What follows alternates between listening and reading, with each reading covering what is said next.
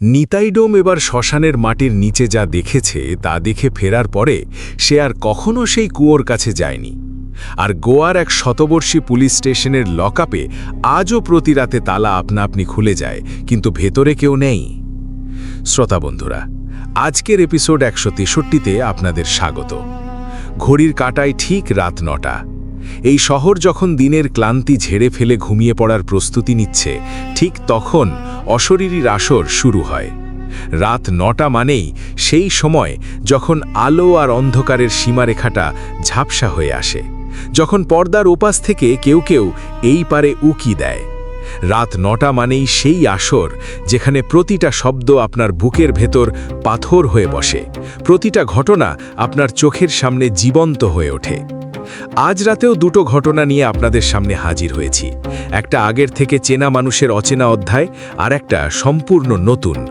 তাহলে সময় নষ্ট না করে শুরু করা যাক। ঘটনা শুরুর আগে আপনাদের কাছে আমার ছোট্ট একটি অনুরোধ, যারা এখনও অশরীরী পরিবারে যুক্ত হননি তারা প্লিজ এখনই সাবস্ক্রাইব বাটন এবং পাশের বেল আইকন টিপে সকল নোটিফিকেশন অন করে নিন। আর যারা ইতোমধ্যে সাবস্ক্রাইব করেছেন তারা আজকের এপিসোডে লাইক বাটনে ক্লিক করুন এবং কমেন্টে লিখুন, আমি প্রস্তুত, যদি আজকের আতঙ্ক সহ্য করার সাহস রাখেন। শুরু করছি আজকের এপিসোড ১৬৩র প্রথম ঘটনা। নদিয়ার শ্মশান ঘাটে নিতাইডোমের সাথে ঘটে যাওয়া ভয়ঙ্কর সত্য ঘটনা পার্ট 3। এই ঘটনাটি আমাদের পাঠিয়েছেন মলয় বিশ্বাস। মলয় পশ্চিমবঙ্গের নদিয়া জেলারই বাসিন্দা, বয়স ৪৫, পেশায় একটি হাই স্কুলের শিক্ষক। নিতাইডোমের সাথে তার পরিচয় বহু বছরের, পাশের পাড়ায় থাকেন, ছেলেবেলা থেকে চেনেন। পার্ট 1 আর পার্ট 2 এর ঘটনার পরে নিতাই কিছুটা শান্ত হয়েছিল বলে মলয়বাবু ভেবেছিলেন, কিন্তু ২০২৪ সালের শেষের দিকে নিতাই যা দেখেছে তা শুনে মলয়বাবু বলেছেন, দাদা, এটা শুনে আমি ৩ রাত ঘুমাতে পারিনি। অসংখ্য ধন্যবাদ মলয়কে এই ভয়ঙ্কর সত্য ঘটনা আমাদের সাথে ভাগ করে নেওয়ার জন্য।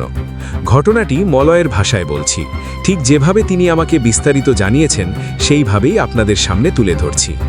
যারা পার্ট 1 আর পার্ট 2 শোনেননি তাদের জন্য সংক্ষেপে বলছি। পার্ট 1-এ হরিচরণ কুণ্ডুর মৃতদেহ পোড়ানোর রাতে নিতাই একটা চোখহীন অবয়ব দেখেছিল শ্মশান ঘাটে। চিতার আগুনের মধ্যে থেকে তার নাম ধরে কেউ ডেকেছিল। তারপর ৩ রাত স্বপ্নে সেই অবয়ব হাত বাড়িয়েছিল। পুরোহিতের পরামর্শে পূজা করে হরিচরণের পরিবারকে তার শেষ ইচ্ছা পূরণ করিয়ে সে প্রথম অধ্যায়ের যবনিকা টেনেছিল। পার্ট 2-তে ৭ মাস পরে সেই একই শ্মশানে এক বৃদ্ধার শেষকৃত্যের রাতে নিতাই একটি সাদা শাড়ি পরা চোখহীন মহিলার অবয়ব দেখেছিল কুয়োর পাশে। সেই অবয়ব তার গলা টিপে ধরেছিল, উল্টো বাঁকানো আঙুলে। পরে জানা গিয়েছিল এটি মঞ্জু বাগচির আত্মা। ২৫ বছর আগে যৌতুকের জন্য যাকে হত্যা করা হয়েছিল, বিচার হয়নি। তরুণবাবু, মঞ্জুর ভাই, নতুন করে মামলা করলেন, পূজা হলো, মঞ্জু কিছুটা শান্ত হলো। কিন্তু শান্ত হওয়া মানে চলে যাওয়া নয়। আর নিতাই সেটা বুঝেছিল আরও অনেক পরে, ২০২৪ সালের নভেম্বর মাসে। নভেম্বরের শুরুর দিকের কথা। নদিয়ায় তখন শীত পড়তে শুরু করেছে। সন্ধ্যার পর থেকেই একটা কনকনে ভাব আসে বাতাসে। শ্মশানঘাটের পাশ দিয়ে বয়ে চলা খালের জলে সন্ধ্যার কুয়াশা নামে তাড়াতাড়ি। সেই মাসের প্রথম সপ্তাহে নিতাইয়ের কাছে একটা খবর এলো। মঞ্জু বাগচির মামলায় তার শ্বশুর, যার বিরুদ্ধে অভিযোগ ছিল, তিনি মারা গেছেন। বয়স হয়েছিল, হৃদরোগে মারা গেলেন। মামলা চলছিল, রায় হওয়ার আগেই মারা গেলেন। তরুণবাবু ফোন করে নিতাইকে জানালেন। তার গলায় ছিল একটা ক্লান্ত শূন্যতা। বললেন, দাদা, বিচার আর হলো না, সে চলে গেল। নিতাই ফোন রাখল, অনেকক্ষণ বসে থাকল। মনের ভেতর একটা অস্বস্তি জমল। পার্ট 2 এর পর থেকে মঞ্জু কিছুটা শান্ত হয়েছিল। পুরোহিত বলেছিলেন বিচারের চেষ্টাটুকুই তাকে কিছুটা শান্তি দিয়েছে। কিন্তু বিচার সম্পূর্ণ হলো না। যে মানুষ তাকে মেরেছিল সে সাজা পেল না, নিজের মৃত্যুতে পালিয়ে গেল। মঞ্জু এটা কিভাবে নেবে? নিতাই পরের 2 রাত একটু বেশি সতর্ক ছিল। ঘুমের আগে কলেমা পড়ল, কিন্তু 2 রাত কিছু হলো না। তৃতীয় রাতে হলো। সেটা ছিল একটা শ্রাদ্ধের কাজ, মানে মৃতদেহ পোড়ানো নয়, বরং কোনো এক পরিবার তাদের পূর্বপুরুষের বার্ষিক শ্রাদ্ধ করতে শ্মশানঘাটে এসেছিল। পুরোহিত এসেছিলেন, কিছু আত্মীয় স্বজন এসেছিলেন। নিতাইয়ের কাজ সেই মুহূর্তে বিশেষ কিছু নেই, শুধু থাকা, দরকার হলে সাহায্য করা। শ্রাদ্ধ চলছিল একটা নির্দিষ্ট জায়গায়, মশালের আলোয়। নিতাই একটু দূরে দাঁড়িয়েছিল। সেই সময় সে দেখল পুরনো কুয়োর কাছে একটা আলো। আলোটা ছোট, মোমবাতির মতো, কিন্তু শ্মশানঘাটে কোনো মোমবাতি নেই সেদিক থেকে। পরিবারের কেউ যায়নি ওদিকে। নিতাই একটু ভালো করে তাকালো। আলোটা নড়ছে, কিন্তু বাতাসে নড়ার মতো নয়। ধীরে ধীরে একটু উপরে উঠছে, তারপর নিচে নামছে, যেন কেউ হাতে ধরে ওঠানামা করাচ্ছে। নিতাই দাঁড়িয়েই থাকল। তারপর সেই আলোটা হঠাৎ নিভে গেল, আর কুয়োর ধার থেকে একটা আওয়াজ এলো। শব্দটা কষ্টের, কান্নার মতো, কিন্তু শুধু কান্না নয়, একটা কষ্টের গোঙানির মতো, যেন ভেতরে অনেক কিছু আছে কিন্তু বেরোতে পারছে না। নিতাই এই শব্দটা আগে কখনো শোনেনি, কিন্তু শুনতেই বুকটা কেমন ভার হয়ে গেল। নিতাই কুয়োর দিকে পা বাড়ালো। সঙ্গে সঙ্গে মনে পড়ল সে আর কুয়োর কাছে যাবে না বলে সিদ্ধান্ত নিয়েছিল পার্ট 2 এর পরে। কিন্তু সেই শব্দটা থামছে না। নিতাই থামল, 2 পা এগিয়েছে, দাঁড়িয়ে পড়ল। তখন শব্দটা একটু বদলালো। কান্নার মধ্যে একটা শব্দ মিশে এলো, একটা নাম, নিতাই। গলাটা মঞ্জুর। নিতাই গলাটা চেনে না, কিন্তু বুঝতে পারল এটা সেই পিশাচিনীর গলা। সেই মিষ্টি পচা গন্ধটা এলো বাতাসে। নিতাই পিছিয়ে আসতে চাইল, কিন্তু তখন কুয়োর পাশ থেকে একটা জিনিস দেখল যা সে আগে কখনো দেখেনি। কুয়োর মুখ থেকে একটা আলো উঠছে, নিচে থেকে।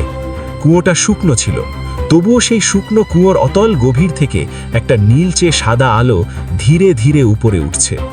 এবং সেই আলোর মধ্যে একটা মুখ, মঞ্জুর মুখ। এবার স্পষ্ট, একটু অস্পষ্ট নয়। চোখ আছে, কিন্তু সেই চোখে কোনো আলো নেই। একটা ঘোলাটে সাদা, মৃত মাছের চোখের মতো। মুখে একটা অভিব্যক্তি আছে, কষ্টের, অনেক গভীর কষ্টের। নিতাই দাঁড়িয়ে কাঁপছে। মুখটা বলল, এবার স্পষ্ট, একটু অস্পষ্ট নয়, বিচার হলো না। 3টে শব্দ, শুধু 3টে। নিতাই কোনো মতে বলল, মঞ্জুদি। মুখটা বলল, সে পালিয়ে গেছে। নিতাই বলল, সে মারা গেছে, কিন্তু মুখটা বলল, সে এলে আমি দেখব। এই কথাটার মানে নিতাই সাথে সাথে বুঝতে পারেনি, পরে বুঝেছিল। তারপর আলোটা নিভে গেল, মুখটা মিলিয়ে গেল কুয়োর গভীরে। নিতাই মাটিতে বসে পড়ল, পা দুটো আর ধরছিল না। শ্রাদ্ধের পুরোহিত পেছনে এসে দাঁড়িয়েছিলেন। তিনি সব দেখেছিলেন কিনা জানা নেই। তিনি নিতাইয়ের কাঁধে হাত রাখলেন, কিছু বললেন না। নিতাই সেই রাতে বাড়ি ফিরল। পরের দিন নিতাই আমার কাছে এলো। আমি মলয়, নিতাইকে চিনি অনেক দিন। সে এলো সকালে, চা খেতে বসল, কিন্তু চায়ে চুমুক দিল না, শুধু বসে রইল। আমি বললাম, কি হয়েছে নিতাই? সে বলল, মঞ্জুদি বলেছে সে এলে দেখবে। আমি বললাম, সে মানে মঞ্জুর শ্বশুর? নিতাই বলল, হ্যাঁ। আমি বললাম, সে তো মারা গেছে। নিতাই বলল, হ্যাঁ, মারা গেছে, মানে সে এখন শ্মশানে আসবে। আমি বুঝলাম, মঞ্জুর শ্বশুর মারা গেছেন, মৃতদেহ পোড়াতে হবে শ্মশানে, আর মঞ্জু সেখানেই আছে অনেক বছর ধরে। সে যখন বলেছে দেখব, মানে সে অপেক্ষা করছে। আমি বললাম, তুমি কি মনে করো যখন সে আসবে? নিতাই বলল, সেটা আমার জানা নেই, কিন্তু ওই শ্মশানেই হবে, মঞ্জুদি ওখানেই আছে। এই কথোপকথনের পরে 3 দিন কিছু হয়নি। 4র্থ দিনে খবর এলো, মঞ্জুর শ্বশুরের মৃতদেহ আসবে সেই শ্মশানে। সেটা ছিল একটা বিকেলের শেষ, আকাশ মেঘলা, আলো তাড়াতাড়ি কমে আসছে। নিতাই শ্মশানে ছিল, কাজের প্রস্তুতিতে। সেই পরিবার এলো সন্ধ্যার মুখে। মঞ্জুর শ্বশুরের ছেলে, মানে যে মঞ্জুকে বিয়ে করেছিল, সে এসেছিল, তার ছেলে মেয়ে এসেছিল, পরিবার, শোকে মুশারে পড়া মানুষ। নিতাই কাজ করছিল, চিতা সাজাচ্ছিল। কিন্তু কাজ করতে করতে সে লক্ষ্য করছিল একটা জিনিস, কুয়োর কাছ থেকে আলো আসছে, আবার সেই নীলচে আলো, সন্ধ্যার অন্ধকারে স্পষ্ট। কুয়োর মুখ থেকে উপরে উঠছে, তারপর আবার নামছে, উঠছে, নামছে, যেন অপেক্ষা করছে। নিতাই মাথা নামিয়ে কাজ করছিল। চিতায় আগুন দেওয়া হলো। আগুন ধরতেই সেই মিষ্টি পচা গন্ধ এলো, এবার অনেক তীব্র। নিতাই সোজা হয়ে দাঁড়ালো। গন্ধটা এতটাই তীব্র যে তার পেটে একটা বমি বমি ভাব এলো। পরিবারের লোকেরা কেউ কিছু বুঝছে না, তারা চিতার দিকে মুখ করে দাঁড়িয়ে। নিতাই কুয়োর দিকে তাকালো। মঞ্জু সেখানে, এবার কুয়োর পাশে দাঁড়িয়ে নয়, কুয়োর মুখে বসে, কুয়োর পাথরের গোলাকার মুখের উপরে, 2 পা ঝুলিয়ে, সাদা শাড়ি, চুল খোলা, এবং এবার মুখে চোখ আছে, সেই ঘোলাটে সাদা চোখ। মঞ্জু চিতার দিকে তাকিয়ে। নিতাই থমকে দাঁড়িয়ে। চিতায় তখন আগুন জ্বলছে। মঞ্জুর শ্বশুরের মৃতদেহ পুড়ছে। মঞ্জু সেই দিকে তাকিয়ে থাকল। নিতাইয়ের দিকে একবার তাকালো, একবার, শুধু একবার। সেই চাউনিতে কি ছিল নিতাই বলেছে সে বোঝাতে পারে না। ক্রোধ ছিল, হ্যাঁ ছিল, কিন্তু শুধু ক্রোধ নয়, একটা ভারী, পুরনো, ক্লান্ত কষ্টও ছিল, 25 বছরের। তারপর মঞ্জু আবার চিতার দিকে মুখ ঘোরালো। নিতাই সেই রাতে একটা জিনিস লক্ষ্য করল, চিতার আগুনটা অন্য দিনের থেকে আলাদা। সব চিতার আগুন একরকম হয় না, নিতাই জানে, কাঠের গুণ, শরীরের আকার, এসব মিলিয়ে। কিন্তু সেই রাতের আগুন ছিল তীব্র, অনেক বেশি তীব্র, যেন কেউ একটু বেশি করে জ্বালিয়ে দিচ্ছে। আর আগুনের রং একটু নীলচে ছিল। নিতাই জীবনে বহু চিতার আগুন দেখেছে, নীলচে আগুন দেখেনি কখনো। পরিবারের লোকেরা লক্ষ্য করেনি, নিতাই করেছে। সেই রাতে কাজ শেষ করে নিতাই যাওয়ার আগে একবার কুয়োর দিকে তাকালো। মঞ্জু আর নেই, কুয়োর মুখে কেউ নেই, আলো নেই, গন্ধ নেই। শ্মশান শান্ত, কিন্তু শান্তটা স্বাভাবিক শান্ত নয়, একটা ভারী শান্ত, যেন অনেক কিছু ঘটে যাওয়ার পরের শান্ত। নিতাই বাড়ি ফিরল। সেই রাতে ঘুম ভালো হলো, কোনো স্বপ্ন নেই, কোনো শব্দ নেই। পরের দিন সকালে তরুণবাবু ফোন করলেন। নিতাই রিসিভ করল। তরুণবাবু বললেন, নিতাইবাবু, একটা অদ্ভুত কাণ্ড হয়েছে। নিতাই বলল, কি কাণ্ড? তরুণবাবু বললেন, গতকাল রাতে আমার বাড়িতে দিদির ছবিটা, যেটা টেবিলে রাখা ছিল, সেটা উল্টে গেছে, মানে সামনের দিক মাটির দিকে হয়ে গেছে। আমি উল্টোটা করলাম, আর সাথে সাথে ছবিটার কাঁচে একটা আঙুলের দাগ দেখলাম। একটাই দাগ, ঠিক কাঁচের মাঝখানে। নিতাই কিছুক্ষণ চুপ করে রইল। তরুণবাবু বললেন, এটা কি ঠিক আছে? নিতাই বলল, হ্যাঁ তরুণদা, সব ঠিক আছে। ফোন রাখল। নিতাই বুঝেছিল, মঞ্জু ছবিতে হাত রেখেছিল, শেষবারের মতো। সে যা চেয়েছিল, পার্থিবভাবে না হলেও সে পেয়েছে। যে তাকে মেরেছিল, সে এসেছিল সেই শ্মশানে। মঞ্জু দেখেছে, সাক্ষী হয়েছে। পৃথিবীর বিচার না পেলেও ওই পারের কোনো বিচার আছে কি না কেউ জানে না। কিন্তু মঞ্জু সেই রাতে যা পেয়েছিল, সেটা তাকে কিছুটা শান্ত করেছিল। ছবিতে হাত রেখে সে বিদায় নিয়েছে ভাইয়ের থেকে। কিন্তু এখানেই নিতাইডোমের ঘটনা শেষ হয়নি, কারণ মঞ্জু গেলেও শ্মশান রয়ে গেছে। নভেম্বর পার হলো, ডিসেম্বর এলো। নিতাই শ্মশানে কাজ করছে, পুরনো সতর্কতা মেনে। কুয়োর কাছে যায় না, রাতে একা ঘোরে না, কিন্তু কাজ করছে। ডিসেম্বরের মাঝামাঝিতে একটা অদ্ভুত জিনিস লক্ষ্য করল। শ্মশানের পুরনো বকুল গাছটা, যেটার নিচে মাঝে মাঝে পুরোহিতরা বসেন, সেটার গোড়ায় প্রতি রাতে একটা আলো থাকছে, ছোট, স্থির, মোমবাতির মতো, কিন্তু মোমবাতি নয়, কারণ বাতাস লাগলে কাঁপে, কিন্তু এই আলো কাঁপে না। নিতাই প্রথম রাতে দেখে ভাবল হয়তো কেউ রেখে গেছে। দ্বিতীয় রাতেও দেখল। তৃতীয় রাতে সে গেল দেখতে। গাছের কাছে গিয়ে দেখল কিছু নেই, আলো নেই, শুধু গাছের গোড়া। কিন্তু যখন পিছিয়ে এলো, ঘুরে তাকালো, আলোটা আবার জ্বলছে। নিতাই বুঝল এটা তাকে দেখা দিচ্ছে শুধু দূর থেকে। সে আর কাছে গেল না। সেই সপ্তাহে নিতাই একদিন কাজ করছিল, একটা মৃতদেহ এসেছে, চিতা সাজাচ্ছে। তখন পুরোহিত এলেন, সেই একই পুরোহিত যিনি মঞ্জুর পূজায় ছিলেন। পুরোহিত বললেন, নিতাই, বকুল গাছের কাছে কিছু দেখছ? নিতাই বলল, হ্যাঁ, আলো দেখছি। পুরোহিত বললেন, এটা মঞ্জু নয়। নিতাই থমকে গেল। পুরোহিত বললেন, মঞ্জু গেছে, কিন্তু তুমি কি জানো এই শ্মশানে আরো অনেক পুরনো আত্মা আছে? নিতাই বলল, পুরোহিত মশাই, এবার কে? পুরোহিত বললেন, বকুল গাছটা কত বছরের পুরনো জানো? নিতাই জানতো না, বলল, না। পুরোহিত বললেন, এই গাছটা এই শ্মশানের থেকেও পুরনো, মানে এই শ্মশান তৈরি হওয়ার আগে থেকে এই গাছ এখানে ছিল। আর এই গাছের গোড়ায় একটা কথা আছে, অনেক পুরনো, অনেকে জানে না। বছর 50 আগে এই গাছের নিচে একটা শিশুকে কবর দেওয়া হয়েছিল, জন্মের আগেই মারা গিয়েছিল। সেই শিশু এই গাছের গোড়ায় আছে, কেউ তাকে নাম দেয়নি, কেউ বিদায় জানায়নি। নিতাই বলল, তাহলে এই আলোটা? পুরোহিত বললেন, সেই শিশু, সে তোমাকে দেখছে। নিতাই একটু থামল, তারপর বলল, কি করতে হবে? পুরোহিত বললেন, একটা নাম দাও তাকে, আর একবার সেই গাছের কাছে গিয়ে বলো, তুমি এখন চলে যেতে পারো, আলো আছে সামনে। নিতাই বলল, এটুকুই? পুরোহিত বললেন, নামহীন আত্মাকে নাম দেওয়াটাই বড় কাজ, আর কিছু নয়। সেই রাতে নিতাই একা গেল বকুল গাছের কাছে। আলোটা জ্বলছিল।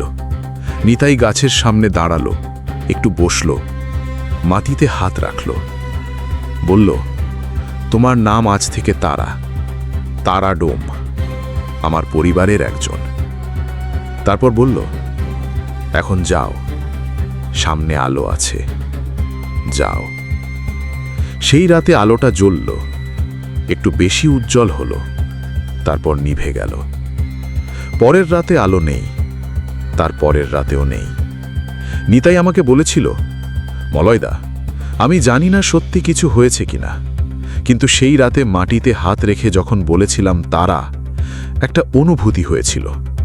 হাতের নিচ থেকে একটা উষ্ণ ভাব এলো, খুব হালকা, ক্ষণিকের, তারপর চলে গেল। শীতকালে মাটি ঠান্ডা থাকে, উষ্ণ ভাব আসার কথা নয়।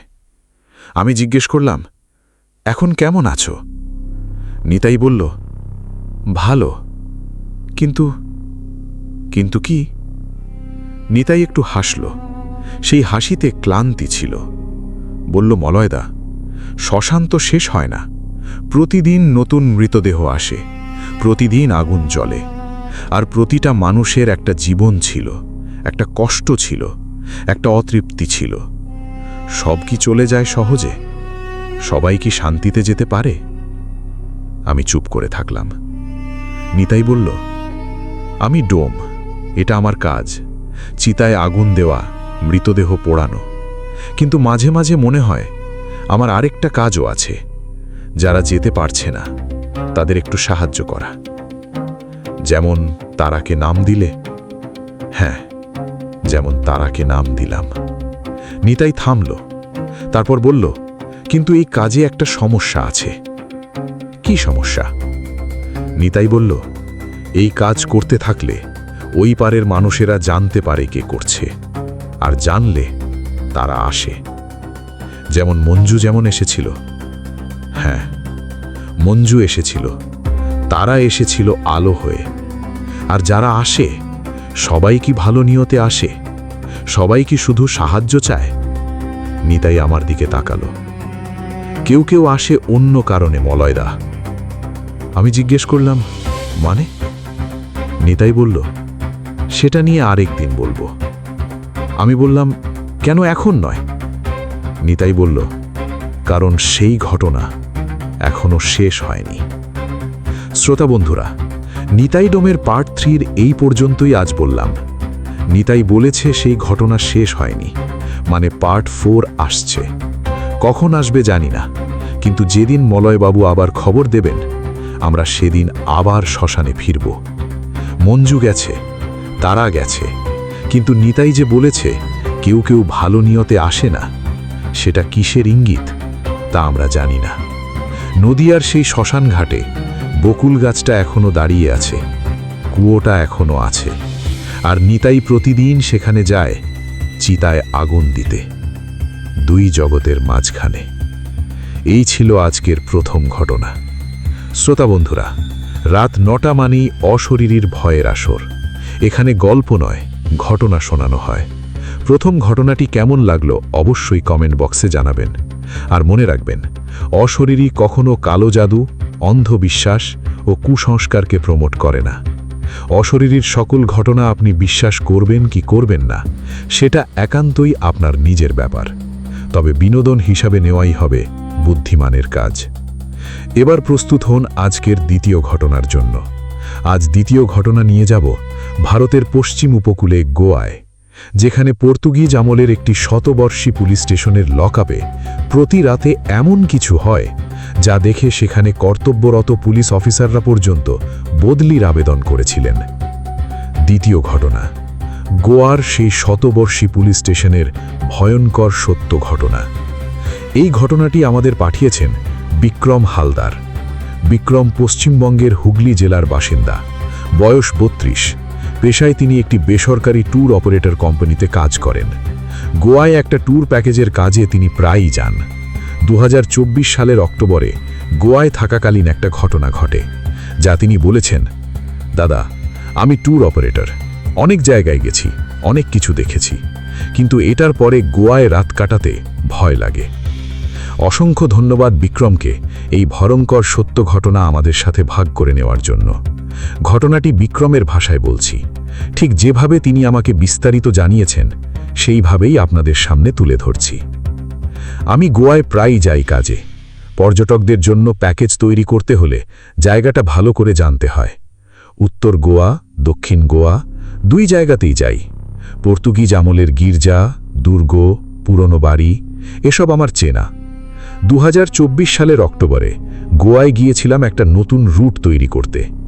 দক্ষিণ গোয়ার কিছু কম পরিচিত এলাকা দেখতে হবে। ট্যুরিস্টরা নতুন কিছু চায়। সেই কাজে একটা স্থানীয় একজনের সাহায্য নিচ্ছিলাম। নাম আলভারেজ, পেশায় ট্যাক্সি চালক, বয়স 50-এর কাছাকাছি, গোয়ার বাসিন্দা, এই রাজ্যের আনাচে কানাচে তার জানা। একদিন বিকেলে আলভারেজ আমাকে বলল, একটা জায়গায় নিয়ে যাই, ট্যুরিস্টরা জানে না, কিন্তু ইতিহাস আছে। আমি বললাম, কোথায়? আলভারেজ বলল, পুরনো থানা। গোয়ার দক্ষিণে একটা ছোট্ট শহর আছে, নাম বলবো না, কারণ পরে বুঝবেন কেন। সেই শহরের একপাশে পর্তুগিজ আমলের একটা পুরনো থানা আছে। বিল্ডিংটা দেখলেই বোঝা যায় কত পুরনো। পুরু দেওয়াল, খিলান দরজা, লোহার জানালার শিক, উঁচু ছাদ, পর্তুগিজ স্থাপত্যের ছাপ স্পষ্ট। থানাটা এখনও চালু আছে, মানে এটা ব্যবহার হচ্ছে। এখানে পুলিশ আছে, টেবিল চেয়ার আছে, আধুনিক সরঞ্জাম আছে, কিন্তু পুরনো বিল্ডিংটাই ব্যবহার হচ্ছে। আলভারেজ গাড়ি রাখল কিছুটা দূরে, বলল, এই থানার একটা অংশ আছে পেছনে, পুরনো লকআপ। পর্তুগিজ আমলে এই লকআপে বন্দি রাখা হতো, এবং মাঝে মাঝে, মানে অনেক আগে পর্তুগিজ শাসনে, এই লকআপে কিছু মানুষ মারাও যেত জিজ্ঞাসাবাদে। আমি বললাম, এটা কি খোলা, ভেতরে যাওয়া যাবে? আলভারেজ একটু হাসল। থানায় ঢোকা যাবে সামনে দিয়ে, কিন্তু পুরনো লকআপ সাধারণ মানুষ দেখতে পায় না। তবে আমার একটা পরিচয় আছে। আলভারেজ একটা ফোন করল, তারপর বলল, আমার বন্ধু আছে ওখানে, হোম কনস্টেবল, সে দেখাবে। কিছুক্ষণ পরে আমরা থানায় ঢুকলাম। আলভারেজের বন্ধু, নাম রাজু কুম্ভার, বয়স 35-এর কাছে, আমাদের রিসিভ করল। রাজু ভালো মানুষ, হাসি খুশি, কিন্তু আমি লক্ষ্য করলাম যখন আমরা বললাম পুরনো লকআপ দেখতে চাই, তার হাসিটা একটু থামল, তারপর আবার হাসল। বলল, দেখাবো, কিন্তু দিনের আলোতে দেখবেন, রাতে না। আমি বললাম, কেন রাতে না? রাজু বলল, পরে বলবো। থানার পেছন দিকে যাওয়ার একটা করিডর আছে। করিডরটা সরু, ছাদ উঁচু, দুই পাশে পুরু দেওয়াল। দিনের আলোতে জানালা দিয়ে আলো আসছে, কিন্তু তবু মেঝেটা একটু ছায়া ছায়া। করিডোরের শেষে একটা লোহার দরজা। রাজু চাবি দিয়ে দরজা খুলল। ভেতরে ঢুকলাম। পুরনো লকআপ, ছোট ছোট সেল, 3টে। প্রতিটা সেলের দরজা মোটা লোহার শিক দিয়ে তৈরি। দরজায় তালা, দেওয়ালে পাথরের গাঁথনি, পোলেস্তারা খসে পড়েছে অনেক জায়গায়। মেঝেটা পাথর বাঁধানো, পুরনো, ধূসর। একটা অদ্ভুত গন্ধ আছে এই ঘরে, ভেজা পাথরের গন্ধ। কিন্তু সেটার সাথে আরেকটা কিছু, একটা ভারী পুরনো গন্ধ। ঠিক কিসের বলতে পারবো না। রাজু বলল, এই 3টে সেল পর্তুগিজ আমলের, অনেক পুরনো। এখন কেউ এখানে বন্দি থাকে না, জায়গা হয় না, আর নতুন লকআপ হয়েছে সামনে। আমি সেলগুলো দেখলাম, পুরনো শিকের মধ্যে দিয়ে হাত দিলাম, লোহা ঠান্ডা। আমি বললাম, রাজু, বললে দিনে দেখতে, রাতে কি হয়? রাজু একটু চুপ করে রইল। তারপর বলল, আমি বলছি, কিন্তু বিশ্বাস করবেন কিনা জানি না। আমি বললাম, বলো। রাজু কুমহার এই থানায় আছে 3.5 বছর। আসার প্রথম মাসেই সে একটা জিনিস লক্ষ্য করেছিল। প্রতি রাতে, মানে সব সময় নয়, কিন্তু প্রায়ই মাঝরাতের পরে পেছনের লকআপ থেকে একটা শব্দ আসে। শব্দটা হলো তালার শব্দ। 3টে সেলের 3টে তালা রাতে বন্ধ করা হয়, কিন্তু মাঝরাতের পরে সেই তালার একটা আওয়াজ হয়, যেন কেউ ভেতর থেকে ঠেলছে বা কেউ বাইরে থেকে নাড়ছে। রাজু প্রথমে ভাবল বিড়াল বা ইঁদুর, কিন্তু তারপর একদিন রাতে ডিউটিতে ছিল, একা, শব্দ শুনে গেল। লকআপের দরজা খুলে ভেতরে ঢুকল। 3টে সেলের তালা বন্ধ, সব ঠিকঠাক, কিন্তু মাঝের সেলটার সামনে দাঁড়িয়ে রাজু একটা জিনিস দেখল। তালাটা খোলা, মানে বন্ধই দেখাচ্ছে কিন্তু খোলা। তালার কানাটা লুপের মধ্যে আটকানো নেই, শুধু ঝুলছে। রাজু নিজে এই তালা বন্ধ করেছিল, নিজে দেখেছিল বন্ধ আছে, কিন্তু এখন খোলা। রাজু তালা আবার বন্ধ করল, ফিরে এলো। পরের রাতে আবার শব্দ গেল, আবার মাঝের সেলের তালা খোলা। এই ঘটনা বললে সহকর্মীরা হাসে, রাজু জানে, তাই কাউকে বলেনি। কিন্তু আলভারেজ পুরনো বন্ধু, তাকে বলেছিল, আর আলভারেজ আমাকে বলেছে। আমি বললাম, রাজু, এই থানায় আর কেউ এটা জানে? রাজু বলল, একজন জানে, থানার সবচেয়ে পুরনো কনস্টেবল, সুশান্ত নায়েক, বয়স 55-র কাছে, এই থানায় 25 বছর আছে, সে জানে। আমি বললাম, সুশান্তবাবুর সাথে কথা বলতে পারবো? রাজু একটু ইতস্তত করল, তারপর বলল, দেখি। পরের দিন সকালে সুশান্ত নায়েকের সাথে কথা হলো। সুশান্তবাবু বয়স্ক মানুষ, মুখে গাম্ভীর্য আছে, কিন্তু চোখে একটা ক্লান্তি। 25 বছর এই থানায়, অনেক কিছু দেখেছেন। আমি বললাম, পুরনো লকআপ নিয়ে আপনি কিছু জানেন? সুশান্তবাবু আমার দিকে একবার তাকালেন, তারপর বললেন, কতটুকু জানতে চান? আমি বললাম, সব। সুশান্তবাবু বললেন, বাইরের লোককে বলা ঠিক না সাধারণত, কিন্তু আলভারেজের বন্ধু, ঠিক আছে। তারপর বললেন, এই থানাটা পর্তুগিজ আমলে তৈরি হয়েছিল 1870 সালের দিকে। তখন গোয়া পর্তুগিজ উপনিবেশ। এই থানা ছিল তখন পর্তুগিজ প্রশাসনের একটা স্থানীয় পুলিশ পোস্ট। আর সেই আমলে এখানে অনেক কিছু হতো যা এখন আর হয় না।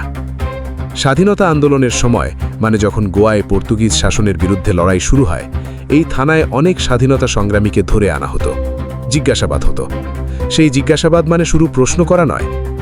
অনেকে এই লকআপ থেকে জীবিত বের হয়নি। ঠিক কতজন, নথি নেই, পর্তুগিজরা নথি রাখেনি সেসব, কিন্তু স্থানীয় মানুষরা জানে। সুশান্তবাবু বললেন, এখানকার বয়স্ক মানুষরা জানে এই থানায় কি হয়েছিল।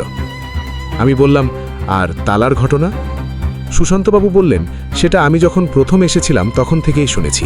25 বছর আগেও হতো, এখনো হয়। কোন তালা? মাঝের সেলটা। আমি বললাম, মাঝের সেলে কি বিশেষত্ব আছে? সুশান্তবাবু বললেন, পর্তুগিজ আমলে মাঝের সেলটায় একজনকে রাখা হতো সবচেয়ে বেশি সময়, মানে যাকে সবচেয়ে বেশি গুরুত্বপূর্ণ মনে করা হতো। আর সেই সেলেই যারা মারা যেত সাধারণত, মানে অত্যাচারে। সুশান্তবাবু কিছু বললেন না, চুপ করে রইলেন। আমি বুঝলাম। সেই বিকেলে আমার ফেরার কথা ছিল, কিন্তু মাথায় সেই লকআপের কথা ঘুরছিল। রাজুকে জিজ্ঞেস করলাম, আজ রাতে থাকব, একটু দেখতে চাই। রাজু আমার মুখের দিকে তাকালো, বলল, কি দেখতে চান? বললাম, তালার ঘটনা। রাজু বলল, থাকতে চাইলে থাকুন, কিন্তু এক কাজ করবেন, আমার সাথে থাকবেন, একা যাবেন না। রাত 12টার পর রাজুর ডিউটি ছিল। আমি সেই সময় থানায় থাকলাম। রাত 12:30। রাজু বলল, এখন কিছু হবে কিনা জানি না, কিন্তু হলে বুঝব। আমরা অফিস রুমে বসে আছি, পেছনে করিডোর, তার শেষে লকআপ। রাত 1টা। তখন শব্দটা এলো, স্পষ্ট, লোহার শব্দ, যেন একটা তালা কেউ ঠকঠক করে নাড়ছে। রাজু আমার দিকে তাকালো, বলল, শুনছেন? আমি বললাম, হ্যাঁ শুনছি। রাজু উঠল, আমিও উঠলাম, করিডোর দিয়ে গেলাম। রাজু টর্চ জ্বেলেছে, করিডোরেও একটা বাল্ব জ্বলছে। লকআপের দরজা খুললাম, ভেতরে ঢুকলাম। 3টে সেল, 3টে তালা। আমরা দুজন মিলে দেখলাম একটা একটা করে। প্রথম সেল তালা বন্ধ, তৃতীয় সেল তালা বন্ধ। মাঝের সেলটা খোলা, ঠিক রাজু বয়েছিল তেমনই। তালার কানা লুপের বাইরে শুধু ঝুলছে। আমি সেলের দিকে টর্চের আলো ফেললাম। সেলের ভেতরে কেউ নেই, শুধু পুরনো পাথরের দেওয়াল, মেঝে। কিন্তু সেলের দেওয়ালে আলোটা পড়তেই একটা জিনিস দেখলাম। দেওয়ালে কিছু আঁচড় কাটা, মানে পুরনো গভীর আঁচড়, মনে হয় নখ দিয়ে কাটা। অনেক, একটা জায়গায় অনেক আঁচড় একসাথে, যেন দিনের হিসাব রাখা হয়েছে। 10টা, 20টা, 30টা। আমি গণনা করলাম, 100-র বেশি। কেউ এই সেলে 100 দিনের বেশি ছিল। রাজু পেছনে দাঁড়িয়ে বলল, দেখলেন, প্রতিবার এই তালাটাই খোলা থাকে। আমি বললাম, তালা বন্ধ করো। রাজু তালা বন্ধ করল। আমরা বেরোলাম। সেই রাতে ফিরে আসার আগে একটা ঘটনা হলো যেটা আমি এখনও ভুলতে পারিনি। রাত 2টোর কিছু আগে আমি করিডোরে দাঁড়িয়েছিলাম একটু। রাজু ভেতরে গেছে চা বানাতে। করিডোরে একা দাঁড়িয়ে হঠাৎ মনে হলো করিডোরের বাতাসটা ঠান্ডা হয়ে গেল। অক্টোবরে গোয়ায় রাতে একটু ঠান্ডা পড়ে, কিন্তু এটা সেই স্বাভাবিক ঠান্ডা নয়, হঠাৎ তীব্র। আমি লকআপের বন্ধ দরজার দিকে তাকালাম। দরজাটা বন্ধ, লোহার দরজা, কিন্তু দরজার নিচে একটু ফাঁকে মেঝের কাছে আলো, একটু নীলচে সাদা, ক্ষীণ। আমি চোখ কচলালাম, আবার তাকালাম। আলোটা আছে। তারপর দেখলাম সেই ফাঁকের কাছে একটা ছায়া, মেঝেতে। ছায়াটা একটু লম্বা, মানুষের ছায়ার মতো, কিন্তু কেউ নেই। ছায়াটা নড়ল আস্তে আস্তে। দরজার দিক থেকে আমার দিকে এগিয়ে আসছে ছায়াটা। আমি পিছিয়ে গেলাম। ছায়াটা থামল, তারপর ছায়াটা পেছনে চলে গেল দরজার দিকে। সেই আলোটা নিভে গেল। করিডোর স্বাভাবিক হলো। রাজু চা নিয়ে এলো। আমি বললাম না কিছু, কিন্তু পরের দিন সকালে সুশান্তবাবুকে বললাম। সুশান্তবাবু শুনলেন, তারপর বললেন, এটা কোনো নতুন ঘটনা নয়, অনেকে দেখেছে। আমি বললাম, ছায়াটা কে? সুশান্তবাবু বললেন, একটা কথা বলবো, এই থানায় একটা নাম লেখা আছে, সেলের দেওয়ালে নয়, থানার পুরনো রেজিস্টারে, পর্তুগিজ আমলের রেজিস্টার। বেশিরভাগ পুড়ে গেছে বা হারিয়ে গেছে, কিন্তু একটা পাতা আছে। সেই মাঝের সেলে যাদের রাখা হয়েছিল তাদের কিছু নাম। তালিকায় সবার নামের পাশে লেখা হয়েছিল কি হয়েছিল তাদের, মুক্তি বা স্থানান্তর বা মৃত্যু। আর একটা নামের পাশে কিচ্ছু লেখা নেই, শুধু নাম। কার? সুশান্তবাবু বললেন, গোপাল নায়েক। গোপাল একজন স্থানীয় মানুষ ছিলেন, পর্তুগিজ শাসনের বিরুদ্ধে কাজ করতেন। 1955 সালে এই থানায় আনা হয়েছিল, মাঝের সেলে রাখা হয়েছিল। তারপর নথিতে কিচ্ছু নেই, মুক্তি নেই, স্থানান্তর নেই, মৃত্যু নেই, শুধু নাম। যেন সে ছিল, তারপর হঠাৎ নথি শেষ। আমি বললাম, মানে তার কি হয়েছিল জানা যায়নি? সুশান্তবাবু বললেন, স্থানীয়রা বলে সে মারা গিয়েছিল এই সেলেই, কিন্তু পর্তুগিজরা সেটা নথিবদ্ধ করেনি। তার পরিবার কখনো জানতে পারেনি কি হয়েছিল। মানে গোপাল নায়েক কখনো ফিরে যাননি? না। আমি সেই দিনই গোয়া ছেড়েছিলাম, কিন্তু ফেরার পথে বাসে বসে একটা জিনিস মনে হলো। সেলের দেওয়ালে সেই আঁচড়গুলো 100-রও বেশি। গোপাল নায়েক কি প্রতিদিন একটা করে আঁচড় কেটেছিলেন? 100 দিনের বেশি এই সেলে ছিলেন। আর সেই শেষ দিনে কি হয়েছিল সেটা কেউ জানে না, তার পরিবার জানে না। নথিতে নেই, শুধু সেই মাঝের সেলের তালা প্রতি রাতে খুলে যায়। গোপাল কি এখনো বেরোতে চান, নাকি কেউ তাকে ভেতরে আটকে রেখেছে আর সে সেই শেকল ভেঙে বেরোতে পারছে না? আমি বাড়ি ফিরে আসার কিছুদিন পরে আলভারেজকে ফোন করলাম। বললাম, গোপাল নায়েকের পরিবারের খোঁজ পাওয়া সম্ভব কিনা। আলভারেজ বলল, চেষ্টা করি। 2 সপ্তাহ পরে ফোন করল, বলল, গোপাল নায়েকের একজন নাতনি পাওয়া গেছে, থাকে উত্তর গোয়ায়, বয়স 50-এর কাছে। আমি বললাম, ওর সাথে কথা হয়েছে? হ্যাঁ, বলেছি থানার কথা।